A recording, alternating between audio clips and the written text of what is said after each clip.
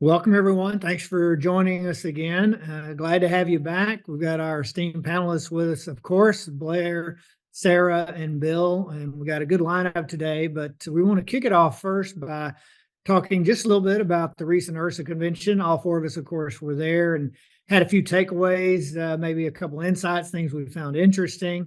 And let's start with, of course, the big news they announced is the name change.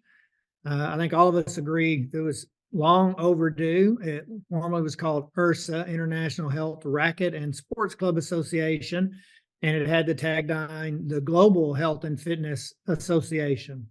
So now they've sort of taken that tagline, dropped the global, so it's the Health and Fitness Association. The end. Very straightforward, very simple.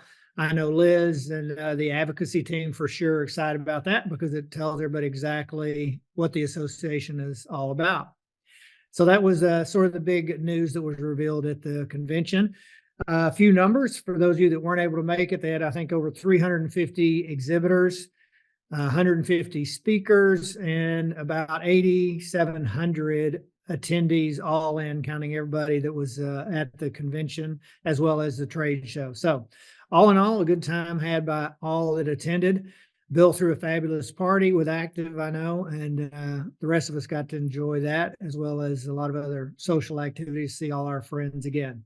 So I'll throw it over to, maybe we'll go to you first. Sarah, you want to let everybody know what you kind of took away from IHRSA?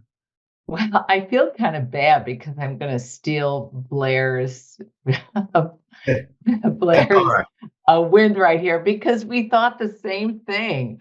What was it called? It was from Next Wellness. It was that blue blanket that covered people up. And it was amazing because it was a dry plunge, right, Blair? Wasn't it? Yeah. Did Yep, you? exactly. And you laid in it. I didn't lay in it. Yeah. I thought, I look kind of nice today. You were always wearing your sweats, right? Yeah. But it was awesome. You don't get Wow. wet and you freeze yourself for like how many minutes? What did they put us under? 3 minutes. You're in there for 3 minutes. You're on a platform, and then it kind of sinks, and you're sort of laying on this. You're floating on this sort of bladder of ice cold water, and then the blankets they wrap over you get filled with that ice water. Yeah, And I felt like I was kind of back in college in one of those water beds. It was really cold. well, that was kind of a neat part about it too. It's like those. Yeah, there you go. It's like There it is. There's a good picture. That's it. flotation, kind of combination flotation and But you know. yeah, it cold. was really cool. That's Doris Thews. She's one of the master trainers for Schwinn. And she got into it, and I was like, I'm not getting in, and I took her picture. Yeah. They also have hot ones too. They have the warm one too, right? Oh, really? I didn't see the warm ones. It And was you saw it was- that drink, didn't you? That drink machine. So yeah, you know what I do when I at IHRSA? I always start on the perimeter. I go out to the very far right, walk the perimeter, the couple aisles there. Who are the people that are just trying to get in, and then walk the back row, and then walk the left-hand perimeter, not the front perimeter. That's better real estate. And look at the small companies and try to see sort of what innovations are out there and they can't afford yet. They maybe just startup, maybe they're just in angel funding, maybe it's their own bootstrap. And I like to treat the trade show floor that way, and then go visit the big guys and see what they're innovating. And it was the Yanga water I thought was really kind of cool. This sort of automated scan your barcode vitamin water machine, really nice user interface on it. There was a automated protein drink machine also that I thought was kind of cool. But yeah, it felt like normalcy this year. Yeah, that's a good way to describe it. All right, Bill, what about you? Anything? Well, yeah, I mean, there was the normal stuff that was really intriguing. That all the 2 years ago there was one person in the back corner with infrared, and now all the infrared and all the recovery stuff. And I think we all saw that. But I thought what was noted is there's some innovation in the cardio space with cardio equipment. I mean, some of the stuff that Matrix is doing and Life is doing and Precor, there was the decks that go from soft surface to more firm surface, adjustable decks, and some interesting stuff about streaming, where you can connect to the device a lot more easily than you could before, and not just mirror your device, but actually use your phone separately with your content streaming on the machine. I thought the innovation on the cardio side was. I was a little pleasantly surprised because I haven't seen a whole lot of innovation lately, and so I thought that was of note, and I'll leave it. I'll leave it for my colleagues to tap on the more stuff, but of the stuff that wasn't obvious to me going in, that was something that I was pleased with. Yeah, I found it very open source. Like usually everybody's trying to be so contained, stay in your own equipment, log into only my equipment, but now it's far more open. And I do exactly what Blair does. I go straight to the back, straight to the sides. I want to see what's going on. I remember years ago, I was at a convention and I saw this half a stability ball stapled to a round piece of wood. And hello, it was a BOSU. That kind of stuff is fun. Well, I tell you one thing that was kind of neat for our friends over at MyZone, Brett. Now they're doing the MyZone app where you don't need the belt, where you can pay, I think it's $19-20 a month subscription, but you no longer have to have a belt to capture your data and be a part of the ecosystem. So I thought that was kind of cool innovation. They teased it last year, but I thought that was cool this year. Yeah. So we're going to talk, our first real topic is Ozempic. And of course, we talked about this on our last show, but there's been so much that's come out over the last few months, research wise. So let's get everybody up to speed there. So, boy, this is changing rapidly. And I'll start by saying, I'm not endorsing that you go take Ozempic or any other GLP-1, but you might. And what I guess the point that I want to make about this is just how big it is. What was the CNN News article the other day? Ozempic is coming for gyms. It sounded a little ominous, but it wasn't meant that way. It was gyms should be ready because this is exploding out there, and they expect it to become $100 billion business by the end of 2029. They've just there's a lot of these GLP-1 drugs, and I learned that the reason there's going to be so many of these GLP-1 drugs out there is because you can't patent it because it's a naturally occurring peptide. Glucagon-like peptide 1 is naturally occurring, so it can't be patented. You can patent like the dosage or what you're putting it with. So just recently, the FDA approved Zepbound, ZEP bound, by Eli Lilly, which is far more effective than Ozempic. The upshot is this. We talked about Lifetime and Equinox and what they're doing. Equinox finally had to come out with a GLP-1 protocol for their trainers because they're getting so many people coming in. In fact, in Business Insider, Goldman Sachs said, if 60 million people take Ozempic, it'll improve the GDP by 1%. And it's a fabulous article. I'll put the link in, but they said the economic impact. Part of what they're saying is that it controls, for obesity, for diabetes, for hypertension, for stroke, and it has it where they're predicting that people won't have to take a lot of other prescriptions because of it. The other thing that just came out was that it reduces cravings of any kind: alcohol, cigarettes, gambling, porn, whatever the cravings were, it reduces those cravings. So my point about this is that I think, again, this industry, we should be ready. I wouldn't be surprised to see GLP-1s represented at not IRSA, the Health and Fitness Alliance trade show in the next few years, in fact. So that's my strong points are that it's growing very fast. There's a big push to get insurance to pay for it. And our industry, some leaders in our industry are responding very quickly to this right now. And I think it's just an opportunity for everybody. Yep. And haven't you read all those articles where people are getting sick? Like they're getting sick to their stomach. Oh my gosh, there was a 60 Minute just television show just last week on the two people that had died from taking the drug. And I always wonder about that. I mean, whatever we do, there's going to be a negative side, like pickleball. Oh my God, it's so dangerous for your ankles and your knees. Yeah, if you're an idiot and you trip and fall. So I'm not quite sure Well, that. everybody that falls playing pickleball isn't necessarily an idiot.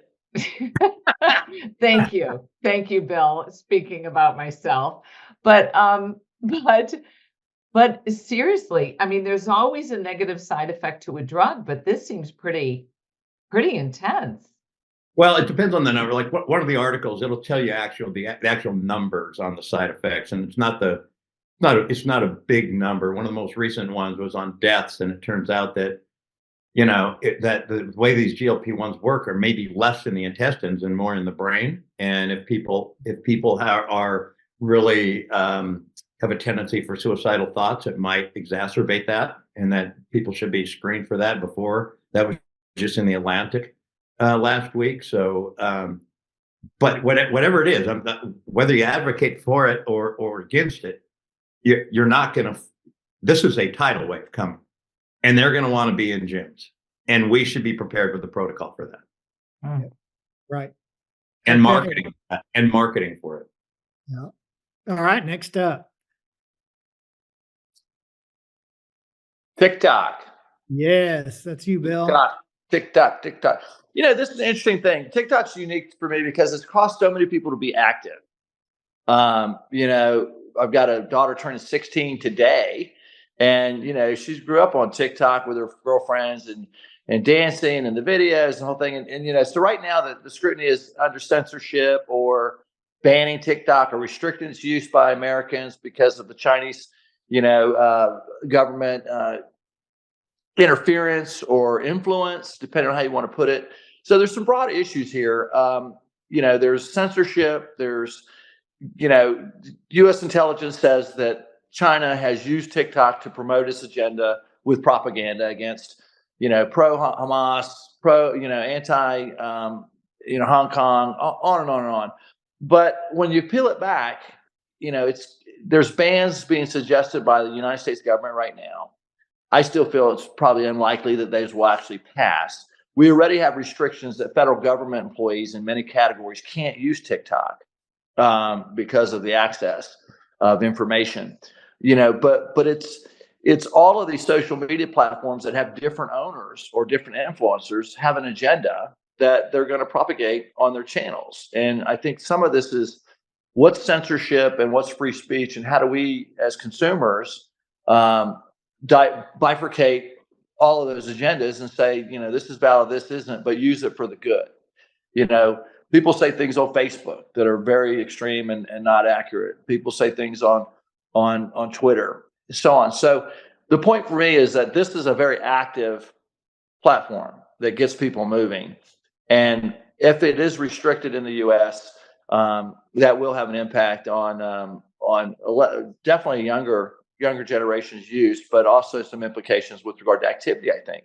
So I'm not sure where to go with that, Brent, other than censorship, regulation, restriction on platforms is something that we're probably going to see more of, not less of. And we should pay attention as consumers, especially on things that affect activity in our industry.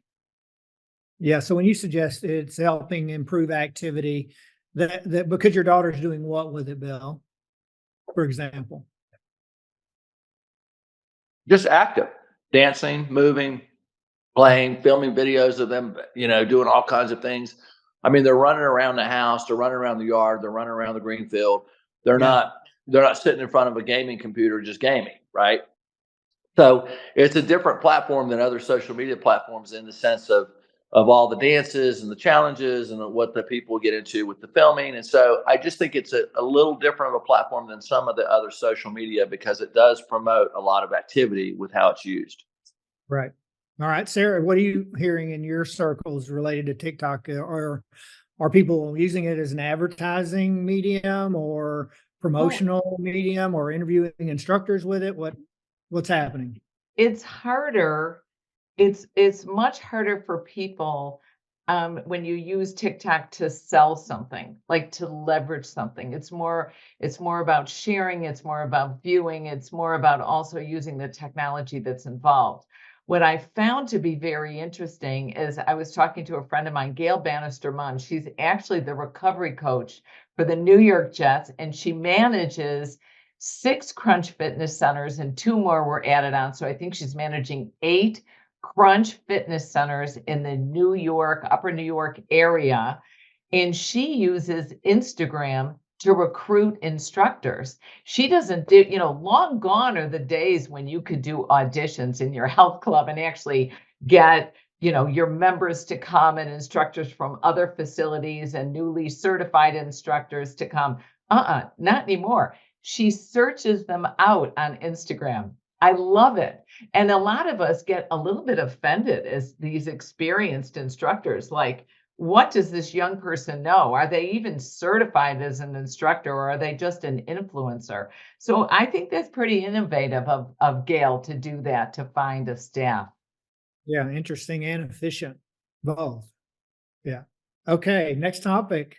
Time is the power of podcast.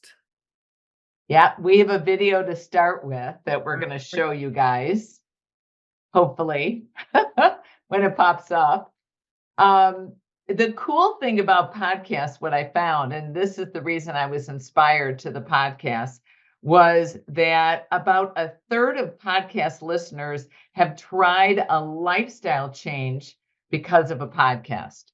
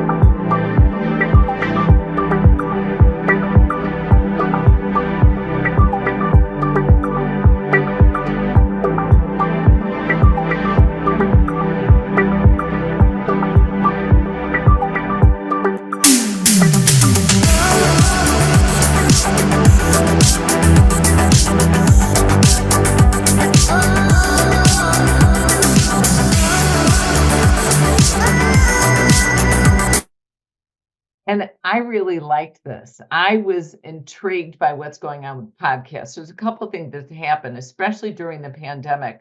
I found that the news just became advertisements. You're talking CNN, you're talking whatever is your medium that you watch. There's a decrease in printed news, in news that's on television, and any type of streaming news. The number one thing that's watched now are sporting events, because you can watch it while it's happening. So we've had this decrease in news. So now people listen to podcasts. They listen to the experts out there telling them what to do. And as a business, you should be using a podcast as marketing device. And I got to repeat that 60% of people watched a movie, read a book, or listened to music based on a recommendation of podcasts, and also followed the social media account of a podcast and its host. 52% of the people that listen, over half. So if you have a health club, if you have a fitness product that you're trying to distribute, this is a fabulous way to get people to purchase, change their lifestyle, things like that. People made a lifestyle change or tried a new workout, a new diet, or let's say journaling, something like that. 36% of the people that listened.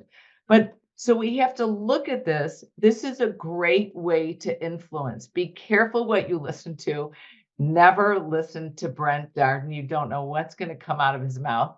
But we search the news. We always meet like the Wednesday before the talk show, and we search the news to find out what's reliable. We're looking for numbers. We're looking for what's really happening today to see what's going on. I think it's very important. And I think it's important that you look at who your guests are. Who's going to lead your podcast at the gym? It doesn't cost you anything. Do it on do it on Apple, do it on Spotify. It really works. The one piece of advice I'm going to give you guys is if you're trying to figure out what you're going to talk about, figure out what the audiences want to hear rather than starting with what you want to say. So I think that's interesting. I think that's how we pick a lot of our topics. Later on in the show, I'm going to be talking about like biohacking and the home gyms and lockdowns and statistics there, new trends. So listen to what audience want to hear, and then hopefully that's part of the stuff you want to talk about. What podcasts do you guys listen to? You guys listen to any particular podcast? Brent, do you listen to any podcasts? I do. I listen to several of them, but I'm trending more right now to TED Talks. I like the TED Talks. Yeah. I'm doing a lot of Audible on Spotify. But you do subscribe to some podcasts. Yeah. Yeah. Bill? Yeah, I listen to Talks and Takes. but it's interesting about TED Talks. They always limit themselves to 17 minutes. So if Right. you're going to be doing a podcast, if you're going to do a show that's longer than 17 minutes, think about changing your topics or at least shifting some things around between 11 and 17 minutes because of the TED Talk length. I thought that was pretty fascinating how they picked that. It's just human attention span, and I think attention span's even shortening. It seems like a lot of these podcasts are an hour or more, It does. Yeah. right? Yes. I mean, obviously, on just about any topic out there, and there's a few of these, wellness or biohacking type TED Talks, Jesus, podcasts out there right now that are getting wildly popular, and a lot of people in our space are really paying attention to those. And I apologize because they're not coming to me right now. With the the cool thing is that it all used to be about webinars, and then slowly but surely, after everything from the pandemic lifted, it was the recording of webinars. And then it's shifted now to listening live to podcasts. And I'm telling you, it's going to go to just listening to the recordings of the podcast. So if you're doing any type of live programming, you got to record it and you got to make it accessible for people to listen to later. So I know we got to go to the next topic, but I'd ask somebody just put in, they listen to Dishing Up Nutrition. If anybody listening, if you have a recommendation on podcasts that you listen to that you think are really beneficial, please throw them in the chat for everybody to see there. That's great. Thanks for doing that. Good comment, Blair. Okay. Bill, are we coming back to you for the social side of fitness? You're such the social person. You've got to have a handle on this. Well, there's just a lot of interesting things out there right now. I'm a big fan of the data that HubSpot puts out. And if you're not subscribing to HubSpot's newsletter and information, it's well worth your time to do that. One of the stats that HubSpot, reports 96% of prospects do their own research before talking to a human. 96% of prospects do their own research before talking to a human. To me, that's incredible. And I've been tracking this same data, looking at it year over year. And several years ago, it was 66%. And of course, this is different industries are differently represented. But if you think about what we've known in our industry, that it takes 8 to 12 or 14 touch points before somebody takes action. And you look at the whole thing about social fitness, right? Social connection, social media. Right now, Facebook's still the number one where people think they get the highest ROI on their advertising dollars with regard to advertising on Facebook through social media platforms. 3 billion users on Facebook. Instagram's next, and Instagram does best with Instagram Live. Does 23% better than not Instagram Live. So there's all these data out here to connect with people. But when I look at sales and marketing and I do an audit of the facility or I look at the opportunities, the first thing I do is go to the review sites. And I see how their Facebook rating is, how their Google rating is, how their Yelp rating, if Yelp's big in their market. And I think about that and I go, okay, 96% do their own research. And yet I look at clubs that aren't managing their social reputation and their social connection to the degree that they could. There is a social community around your facility and your club. Either you're part of it or it's happening around you, right? Your members are connecting with each other. Your members are doing things, from a social media standpoint with regard to exercise, wellness, nutrition.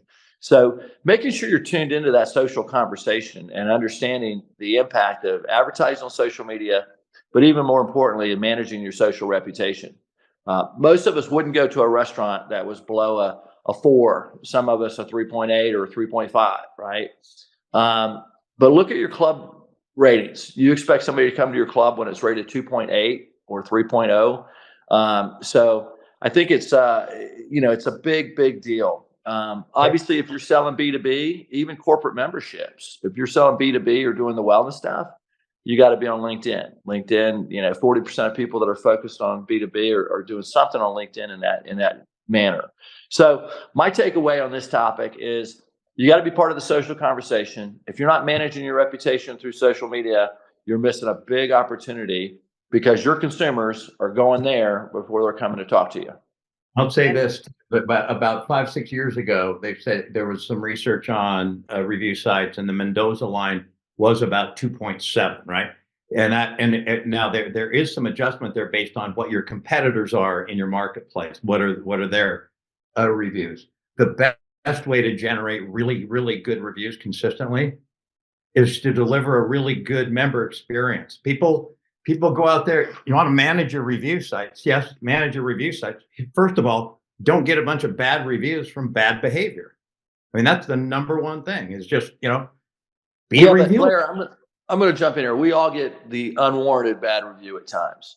Yeah, but what? But that's not going to get you to a 2.7. Bad behavior. No, I know, but you still should have a strategy. First course, Absolutely. operate the way you should.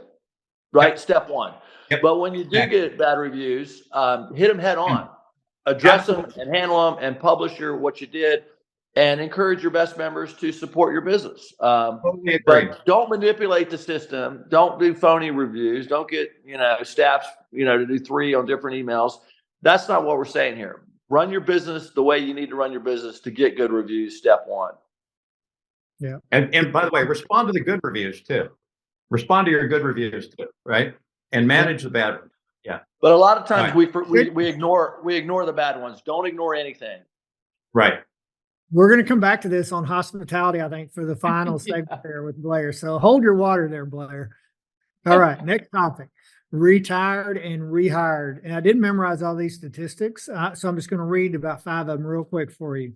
77% of companies, according to the American Works Data Center, now report shorting in staffing. 77%.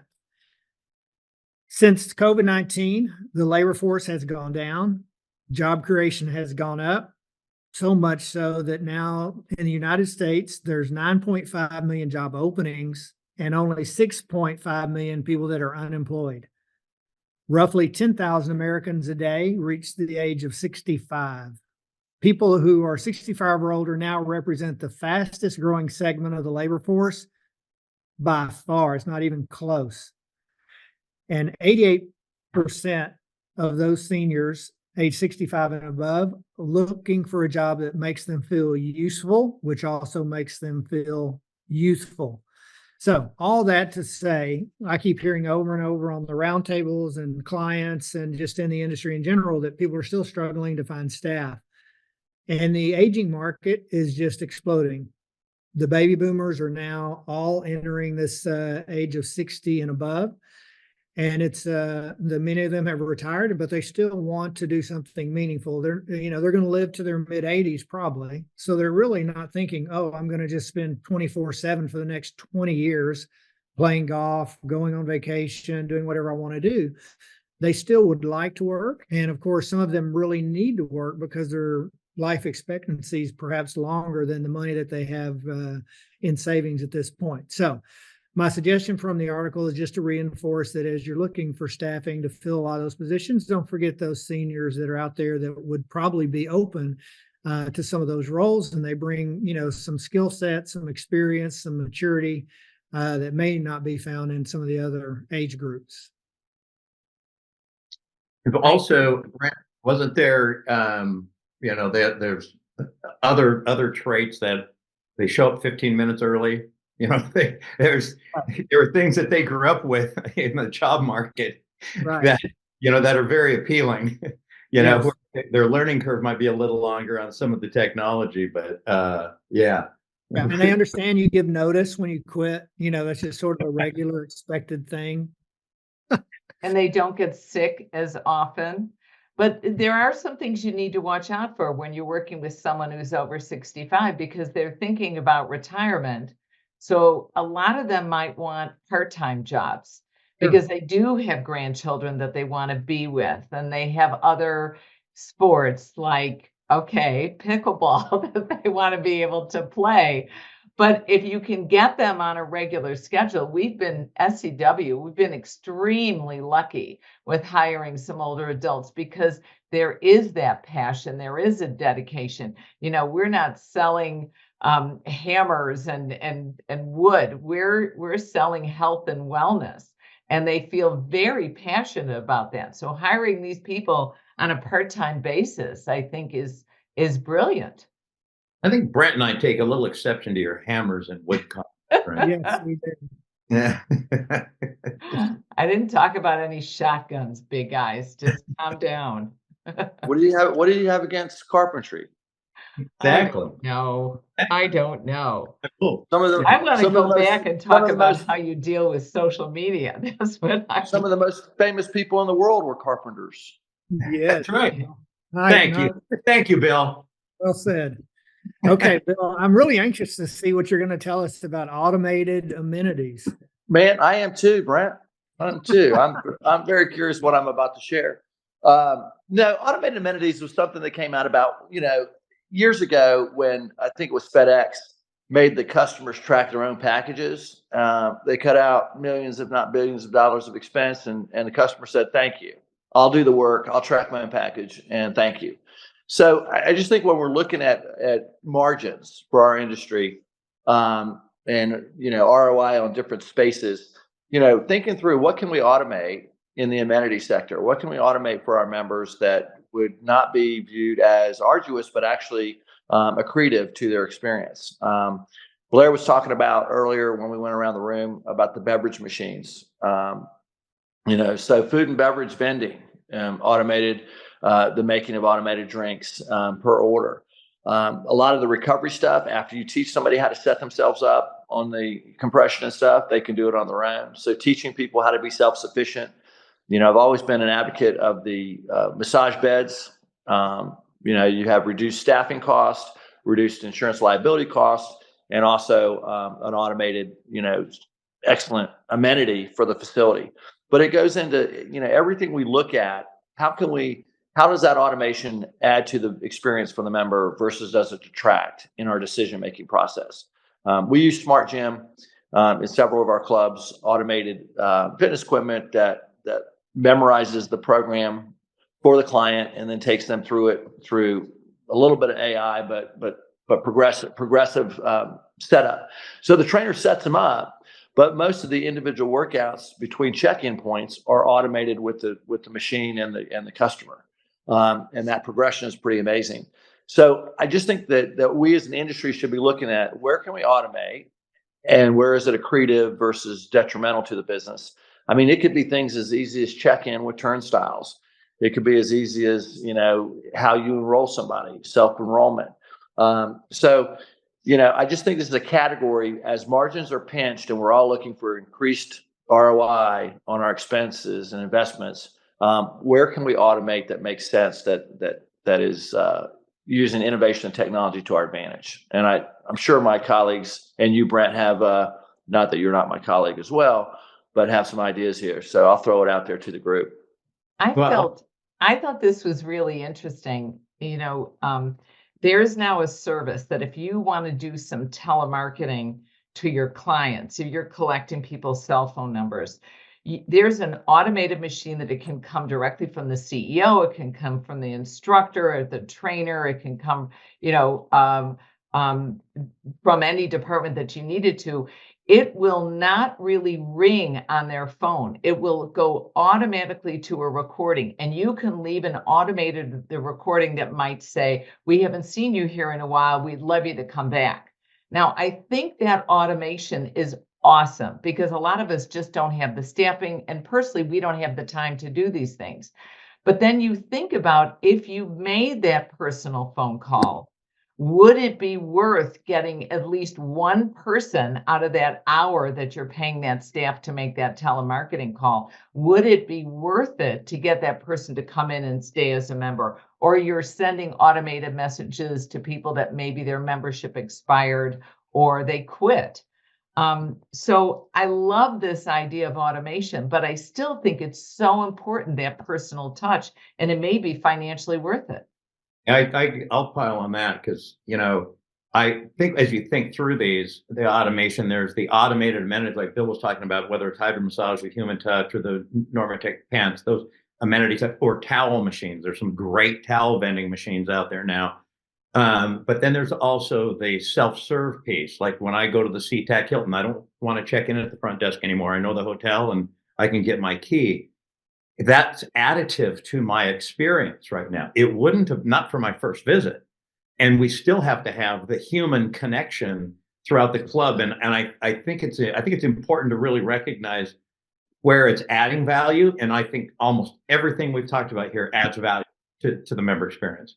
Because there's times if that front desk is really busy, and I know we like to connect with everybody, but if it's packed, people are doing a lot of things, somebody should be able to not have to wait, get themselves checked in and get to their workout. But yeah, so there's the automated amenity side, and then there's the how do we make some of the self-service stuff so that it enhances the member experience and doesn't detract from it. I hear what you're saying, but even think about a grocery store. You go in and there's that automated area and they have somebody there managing the automated area. But you're right.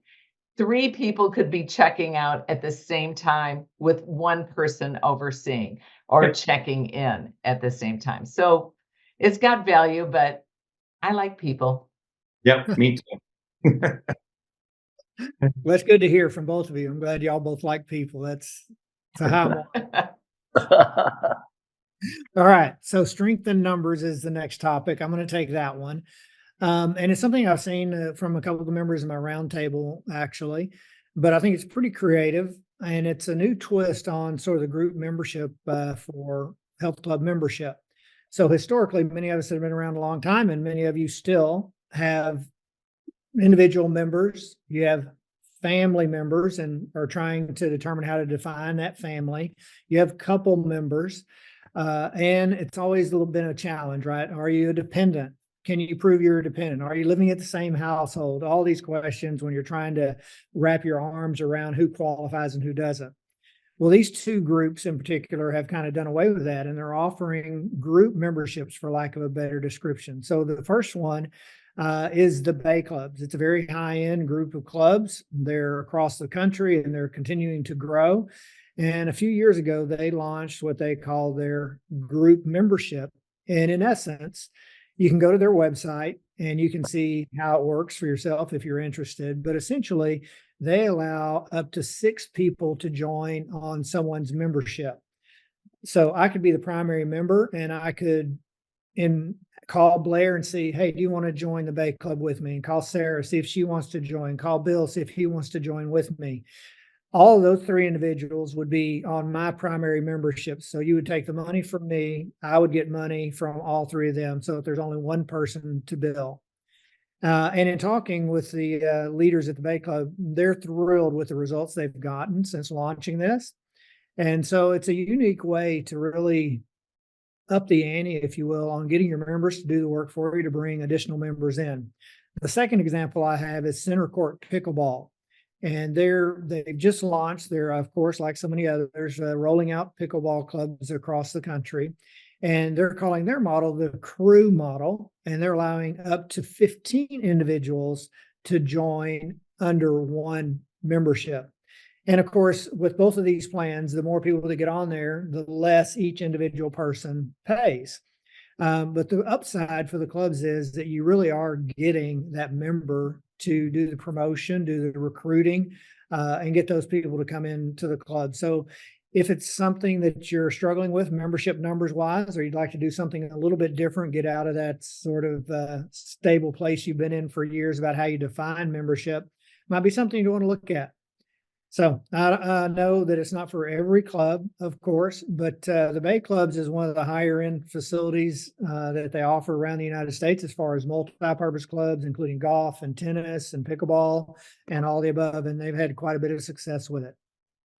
Hey, Brent, on that one, because if I remember right, there's a difference between what Center Court does and what a Bay Club does. Like Bay Club, they actually have, if I go get 5 friends, I'm paying the bill for Yes, everything, correct. Right. right? And they Venmo me each month. Correct. I manage the business relationship with my friends Yes. and the business relationship with Bay Clubs, right? Yes. Right. Okay. Exactly. It's Center Court, but Center Court's not doing it that way. Now, Center Court is allowing, if all 4 of us, if I got all of you to be part of my crew, each of you would get your 1/5 of the dues for that month. You Yeah. pay directly. So they're, rather than having, I'm still the primary member, but each of you would be billed individually from Center Court Club. That's gotta Yeah. be a pretty hard thing to manage. And maybe it's just exclusive to high-end clubs because, Blair's gonna treat us all. So if we choose to Venmo him or not, or whatever, I mean, it That's just, what I want, right? yeah. But I also wonder about, they must be going directly into bank accounts rather than using credit cards, just because so many of the credit cards might might expire. Mm. Is that the way they're managing it, Brent? I don't know that they're making it mandatory, whether they're doing draft of account or ACH or credit card. I don't know. I don't know that. Yeah, and I just say Greg Mauer's comment here from Workout Anytime. He said the group concept was a nightmare for HVLP, but can see how it can make sense for higher end clubs like Bay Club. Yeah. Right? Yeah. Yeah. That's We've kind done of what some- I thought. If you can get somebody that's interested in treating people, or if you also have a crew of people that are playing round robin all the time, in a sport like either basketball or pickleball or something that requires more people, I think that might make sense. I'd love to see how they structure it financially. We've dipped our toe into it with adding one person to your account that doesn't have to live with you. And that's been pretty successful as a promotion. So we've kind of done the add somebody to your account that's not a family member or a household member. Yeah. Yeah. Again, if you're interested in the Bay Club's model, for sure, you can go to the Bay Club, click on membership, and it'll show exactly, you build your own membership, which is part of the automation, part of the cool thing. You say, oh, I have one junior member, I have one senior I want to add, I have one colleague I want to add, and then it just keeps changing the price for you as you add those people. That's it. So it's very straightforward, very easy to enroll. So, okay, on to the next. Fitness trends, more trends from Sarah and video.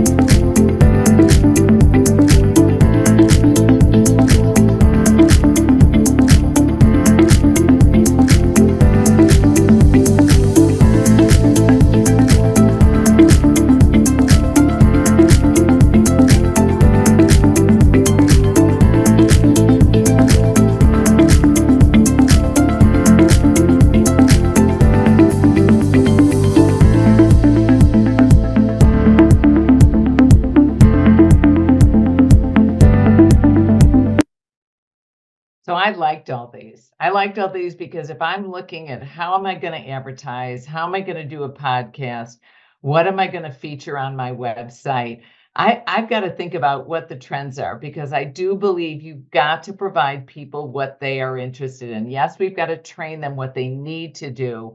We know they need to do cardio. We know they need to do strength. We know they need to do flexibility. But if we could lead them into our facility and lead them into our marketing by providing what those trends are, I thought it was really good. And number one was biohacking. And that goes right into, Blair is obsessed with Ozempic. You are, aren't you? No, wait a minute. Yes. You're not taking it. We know you work out every Here's day. what I'm- Don't tell here's what us I'm how many obsessed with. days you've worked out in a row. I'm obsessed with the millions of people that are going to need our help. That's what I'm obsessed with. I'm not aligned with the freaking drug companies or But- anything like that. It's Right, but they're Yeah. they're looking for this stuff. And the whole idea of biohacking, which I find is very interesting, is improving one's body or mental facilities using diet, exercise, mindful practice, technology, or drugs. That was like a quote here. So we want to look at all implantable sensors. Human augmentation is something people are interested. Over $780 billion is going to be spent on human augmentation by 2027. And I do agree we have to be aware of these things. And we've already talked about number two, which was wearable technology. The Oura Ring alone has grown 1,550% over the past 5 years. So running a program or offering small group training or where people log in what's been going on with their Oura Ring, I think that's really a cool idea. You know how we used to go in and weigh ourselves? No. And we used to do that regularly. That kept people motivated and committed. Just check the Ring, man. And there's an estimated worldwide hit and usage of wearable devices, $90 billion. I was Wait, Sarah, I have a question for you. yes. Okay, who came up with this trends list? Who came up with this trends list? It was on where is it? I got it on my piece of paper. Josh Howarth, and he's affiliated with an online massive fitness trend research study that looked at 2024 and 2025.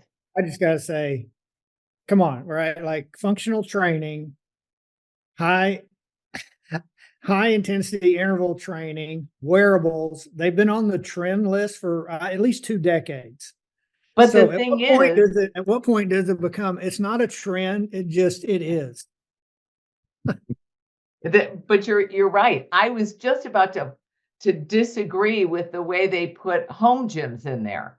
Yes. Because yes, it's here to stay. You want to know why? Because you already paid the money to buy that darn equipment and throw it in your basement. But I don't think the usage is there. So I look at some of these things and I go, what's still a trend? And what do we see that's dropping off? Yeah. Yeah. Yeah. What do you think, Bill? You're being awful quiet down there. Well, I'm in fierce agreement with everything said. But So I it's did all find attention. something interesting. I thought the mobile apps, I think something that we have ignored is Strava. Strava is really blowing up, and that's an app for runners, cyclists, and swimmers. And I read about it in this article, and one of my best friends, John, is like dedicated to Strava. He does benefits for Alzheimer's research. He does a cycling event that he does every year.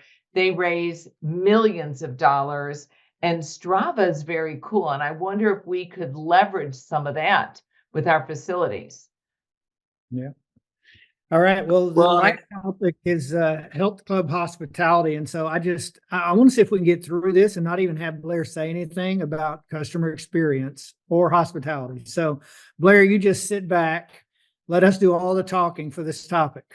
Well, funny you say that, because I want to hear from you guys on this. Because how this came up was attending the keynote at the HFA show with Will Guidara, who wrote the book Unreasonable Hospitality. Best keynote I've seen, and it's the innovative way that he looked at hospitality. And the hard edges he put on ways to find opportunities, small, medium, and large, to blow people away. And our industry, I think there's such a huge opportunity in our industry. I'll tell you that the four biggest drivers of your customer loyalty are friendliness, cleanliness, equipment condition, and access to the equipment people want to use. Those are your four biggest drivers. You can throw money at equipment condition, and you can throw money at cleanliness. You can throw money at access by adding more, by building out. You can't throw money at hospitality. This is behavior. These are behavior changes. It takes more than a memo. Some months ago, well, actually some years ago, we created some engagement training, which is really just hospitality training and teaching people how to be more emotionally intelligent, in their roles, whether they're a personal trainer or group fitness or whatever it is.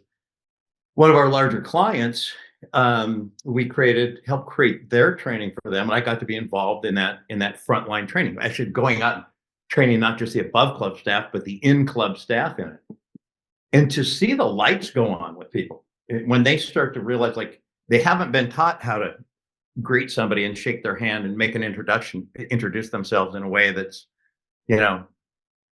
hospitable, right? That's a real hospitality, sort of assertive, hospitality forward way. And, there are just not a lot of clubs that really look at hospitality as part of the product. So this is what I loved about Unreasonable Hospitality in Will Guidara. He is the first non-chef to ever be awarded top restaurant in the world. Everybody else in history has been a chef. He's the first one. He's the very first one that's a general manager. He's become famous and legendary in the restaurant business. I just recommend read the book, watch his TED Talks. And now I'm gonna stop talking, Brent. Will is from the Fred Meyer line, correct? He worked with Danny Meyer. Danny Meyer's group of restaurant. Danny Meyer Restaurants. Anything Danny Meyer's ever written on management and hospitality, you should read as well. Yeah. The restaurant is in New York. It's 11 Madison Park. It's an amazing restaurant, but you're absolutely right, Blair. They look at the top 50 restaurants in the world. He got number 50, and he was actually horribly disappointed with that, even though he's one of the top 50. And he aspired to be number one. And I think what he really focused on was making it an experience for the people that attended the restaurant. There's a great story he told in his keynote at IHRSA, or I should say the Health and Fitness Association.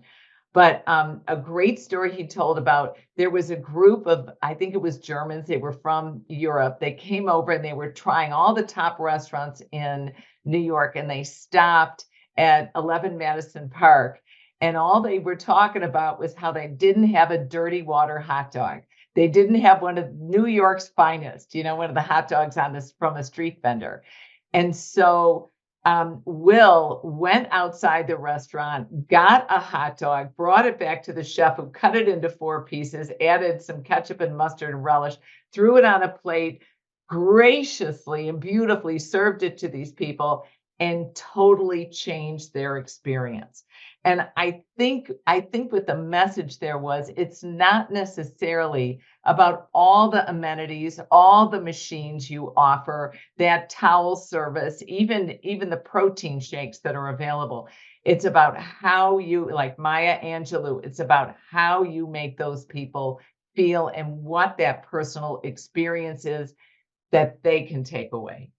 One of the things I've learned in this is to put hard edges on this type of training.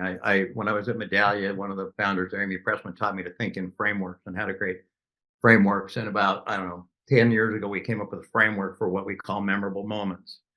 And there's what we call everyday memorable moments, special memorable moments, and over the top. And we describe, like, when do they occur? What do they look like? How do you do them? What are your opportunities? And what is the result? That's kind of our framework around that. And teaching that to staff was a game changer, and people learning hospitality and being highly aware in the moment, how to train them to have, we have 9 steps for memorizing people's names. We got, it is it's a game changer when you do more than think of it as a memo. And, it's a system. If you can recognize that this happens more than once. That certain people are going to the restaurant and then they're always going to the airport, going to the restaurant, going to the airport. Having a system, maybe a little package that they take away when they go to the airport all the time, keeping those packages stacked up in a closet somewhere. And then if you can develop a system for those positive experiences, I think that's what you're referring to. Yeah, I think Yeah. Will's word and is operationalize it, right? They operationalized That's those what we. opportunities. Yep, and there's some of these things that have been legendary and over the top that Ritz Carlton has done. It has to do with Amelia Island, Ritz Carlton. Kid leaves his giraffe, baby, pet baby giraffe, stuffed giraffe behind. The whole story is that they call the hotel and can you send it? Yes, but in the meantime, the staff goes and takes all these Polaroid pictures of it in the spa and at the pool, and working with security, and then sends it back with a photo album to the family that says. He just what do they call him? Whatever his name was, Jeffrey the giraffe wanted to stay behind and have some special time there. Well, Ritz Carlton sort of operationalized that. That happens more than once. People leave stuffed animals behind. Chewy has done some fabulous stuff with this. If they hear a baby crying in the background, you have a new baby. Wait till you get your order. What they send you there. There's some incredible opportunities. Right. It could be as simple as if you have kids club. We always had blowout kits. We only have one kids club now. And we just kept blowout kits, sets of clean clothes and everything for that time the mom or dad comes in with a kid that has just had a blowout because it happens more than once. Okay, I'm going to stop talking. Bill, it's your chance. Go for it. Oh my God. No, I mean, it comes back to anticipating needs as well, looking for needs. I was given a presentation yesterday and I had been drinking a lot of water and I ran out of water. And actually somebody in the front row of the presentation went and got me water while I was presenting. She anticipated my needs and took care of it, even though it was a different environment. She didn't know me other than me being the presenter of this group. And so, it comes back to some of the basics. We can operationalize it, we can systematize it, we can train on it. But again, hiring the right people, and sticking to the core that we've always grown up with, anticipating needs and being proactive about that type of hospitality. So I'm loving all the stories. Yeah, I mean, they're all great stories and everybody's right. And all three of you have a lot of experience and expertise in this regard, but it's still hard. That's why we go to all these clubs all over the country, and rarely do we walk away with anything remarkable or memorable around our experience at all these clubs. Because we all nod our head. We all know the how to do it, but getting it done and carrying it out consistently, that's a whole nother Well, and there's a whole thing we do on when the customer's not right, don't make them wrong. And we always say yes when we can. I was at a restaurant, and if anybody knows my palate, I have a very small child palate. I don't have a very, experiment with a lot of fancy foods, but I wanted flour tortillas instead of corn tortillas at a Mexican restaurant. And they had flour tortillas on a large burrito, but not on their fajitas. And for me to get flour tortillas, you would have thought I was trying to get a bill passed through Congress. I was told no 3 times. And I was like, you don't understand. You have flour tortillas in the kitchen. And I want flour tortillas with this meal. I'll pay whatever, But it took me 3, 4, 5 conversations of being told, no, we don't do that before I got the flour tortillas. Then it just became a challenge. Yeah, that's just ridiculous. Well, listen, we're up at the top of the hour. We really appreciate y'all being with us over the course of the last hour and joining us again. Hope you'll join us again here. We're doing this every other month. So we'll be back before you know it. And to my esteemed colleagues, Blair, Sarah, Bill, thanks again for contributing your time, talent, and expertise to the talks. And we'll see all of you again soon. Thanks, you guys. Have a great Take care, everybody. Thank you, Sean Sennigan, for keeping us cats Yes, sir. Please. Thank you. herded.